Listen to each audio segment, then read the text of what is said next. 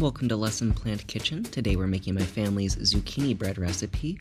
We're going to make it vegan as well as healthy. Begin by preheating your oven to 350 degrees Fahrenheit or 176 degrees Celsius. For our egg substitute, we're using flaxseed meal and water. To that, you'll add a half cup of vegetable oil. 1 cup of raw sugar will act as our sweetener, and we'll accent that with 1 teaspoon of vanilla extract. Use a mixer to combine until nice and frothy.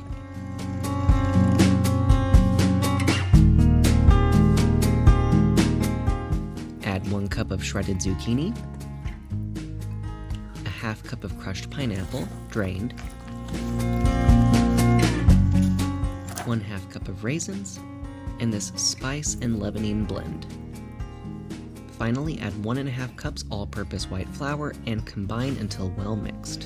One of the problems with family bread recipes is they're often desserts masquerading as health food. And I don't know about you, but I've got my own health goals, and I want to have health food that masquerades as dessert. In the healthier version, we're going to substitute the oil with unsweetened almond yogurt and the sugar with stevia. Follow the same blending and baking directions as before. We only have 1 or 2 extra substitutions to make.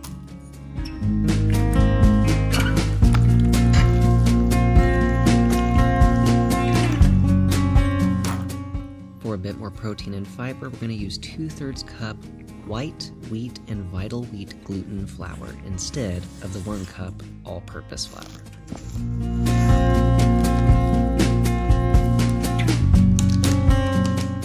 You'll want to bake your loaves for at least an hour or until a toothpick comes out clean. You'll notice that the raw sugar gives a caramelized top to the vegan version, but the healthier version that's also still vegan turned out quite nice as well. Despite being called zucchini bread, it's still very much a dessert with nearly 21 grams of sugar, not a lot of protein, and quite a bit of calories and fat.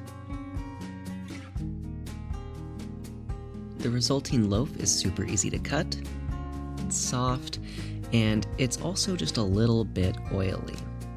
Nevertheless, it's still super delicious.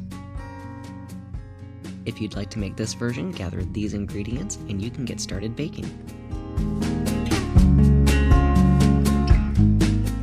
The healthier loaf is definitely that. You'll notice that the calories have been reduced by over half, the protein over double, the added sugar and fat has been obliterated.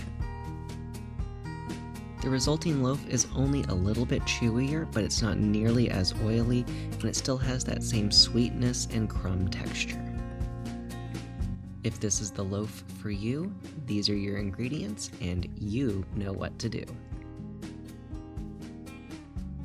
Thank you so much for watching. If you enjoyed this recipe, make it, share it with your friends and family. Don't forget to like and subscribe. More recipes on lessonplantkitchen.com and here on YouTube.